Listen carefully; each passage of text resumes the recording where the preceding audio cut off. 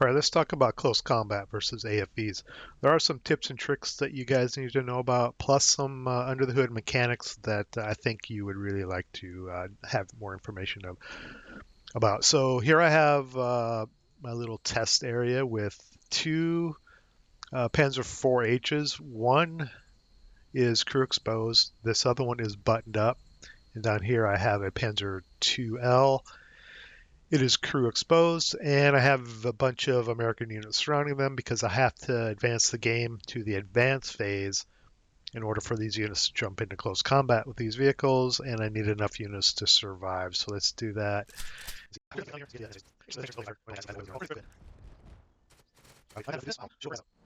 All right. Here we're not going to have much left. But before I actually show you the mechanics, let me show you how it works under the hood from an advanced squad leader perspective. So here are the close combat charts, and the way close combat works, again, I say this a lot in this video, the manual doesn't go into the details. It just tells you to advance in, and the little tooltip will show you the odds of close combat, the odds of you passing your anti-tank bravery test, which is basically a task check to make sure you're brave enough to do it. You know, you have the fortitude to do it. And the chance of you being killed and the tank killing you. It doesn't tell you anything else about how this works, but I'm going to show you how it works. Here's how it works.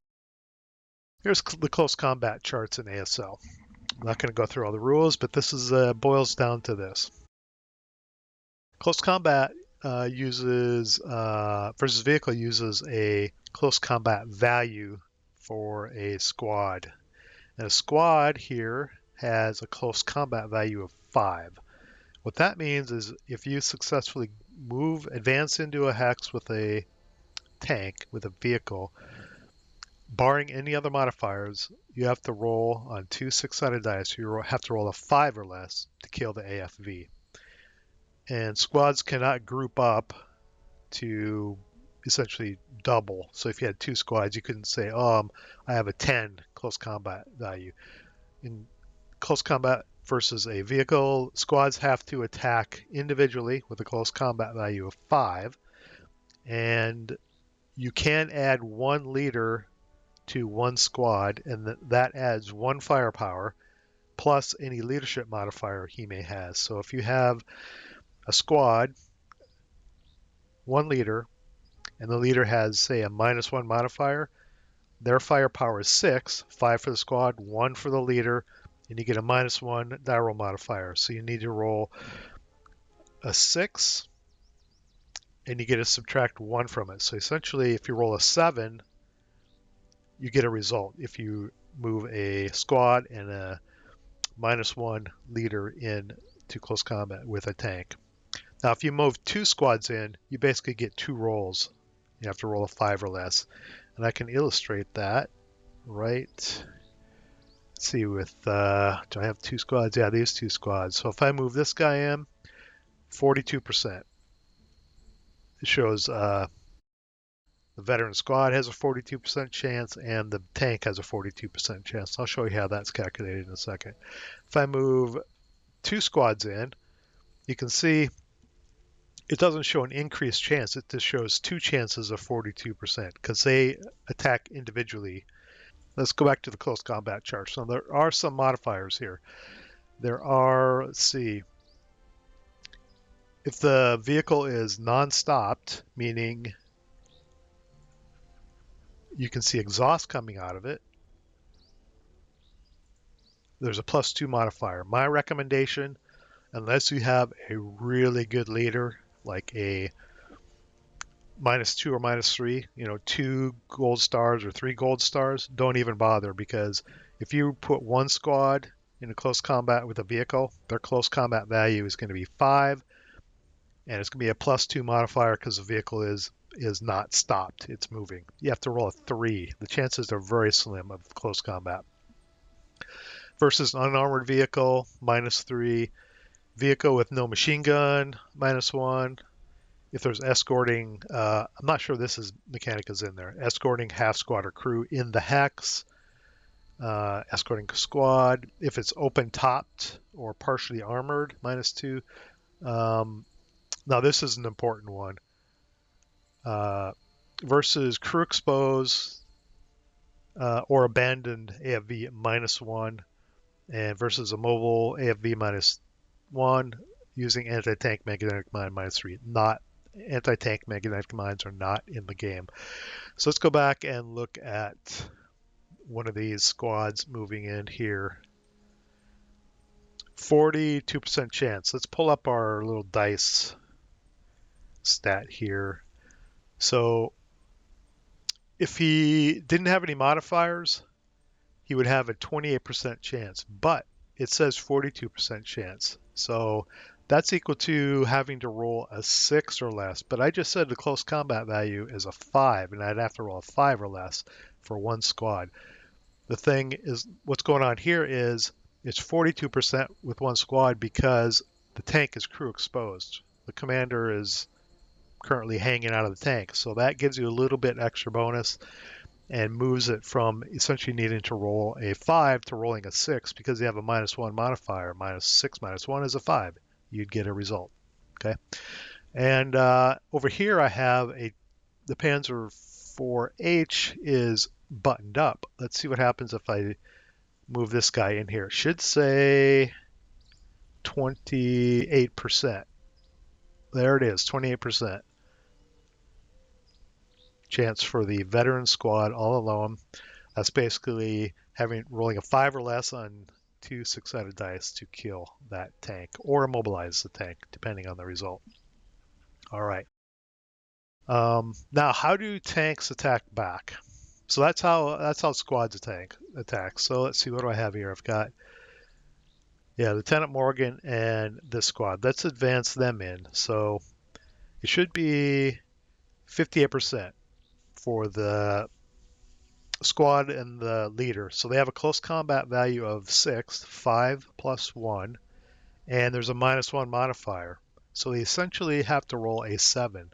If I pull up my handy dandy stat chart, a 7, 58%. That's exactly what is shown here. 58% chance, okay? And that tank is not crew exposed. Now, how do tanks attack back? How they attack back is using their machine guns. They can't use their main armament to attack back. They can only use their anti-aircraft machine gun and their coax on the turret machine gun. They can combine those against one squad, or they can break them up if you have multiple squads attacking the tank. Depends on how the AI wants to do it, I guess. So let's look at a simple example here. Let me just move just one squad in here. This tank has it's a 2L, has a turreted machine gun, firepower factor of 5, 5, and the squad has a has a close combat value of 5. So the odds are 1 to 1. It does it a little bit differently. When you attack back with a tank, you don't use close combat values. You compare the firepower of the machine gun to the close combat value, and you get an odds ratio, and then you roll on this table. It just happens to be a 5, that we need a 5 as well. So it's fairly equal as far as firepower goes. So when this a tank attacks back, it has the same chance of killing the squad as the squad killing the tank. But close combat against vehicles is not simultaneous. It is sequential. The infantry always get to attack first. If they're able to kill the tank does not get to attack back. Keep that in mind. Now, if we add the leader to this, the odds of the tank attacking it should go way down. So it should be 5 firepower against 6 firepower. Now, 6 close combat value, 5 from the squad, 1 from the leader, that's 6. So if we go to our close combat chart, 5 to 6 odds ratio, 5 firepower to 6 is a 1 to 2 odds ratio. You always round down on the odds. If we go up to 1 to 2, you need a 4 in ASL. If we go back to the game, it says if we advance them in 28%. If we go back to our 2d6, 4, and it says 17%, not 28. I know what's going on, I think. Let me pull the game back up. And why it's not calculating out to be 20%. What's happening is this vehicle has, and I spoke to it earlier, it has what's called infantry fire equivalent, and it is able to combine infantry fire equivalent with its turret and machine gun. So it's probably got an infantry fire equivalent of 4. 20 millimeters, probably 4 firepower. So you add 4 to the 5 and you have 9 firepower. 9 against 6. 9 against 6 is 3 to 2. 3 to 2 is a 6. The tank needs a 6 or less. And on our chart here, I bet it says 42%. Yep, 42%. That's what's happening. That's the insidious thing about some of these weapons, that they don't, it's not clear. These small 20 millimeter, 20 to 37 millimeter, I think they are, boom, boom, boom, boom. Those tanks, they have infantry fire equivalent, like I went over before. Those get added to the tank's close combat calculation when taking on your squad after you attack. So if you're attacking one of these vehicles that has a small gun that fires like that, it's going to be more lethal probably than taking on some of these tanks that just have machine guns. And if they don't have an anti-aircraft, they're even more vulnerable. So be careful of these little tanks with small caliber, fast firing guns. They may take you out back, take out your infantry when you attack. Okay, let's advance these in and see what we get. Keep in mind when you do this, you don't have to advance them all in at once. You can advance them in one at a time, and they'll do the bravery test individually.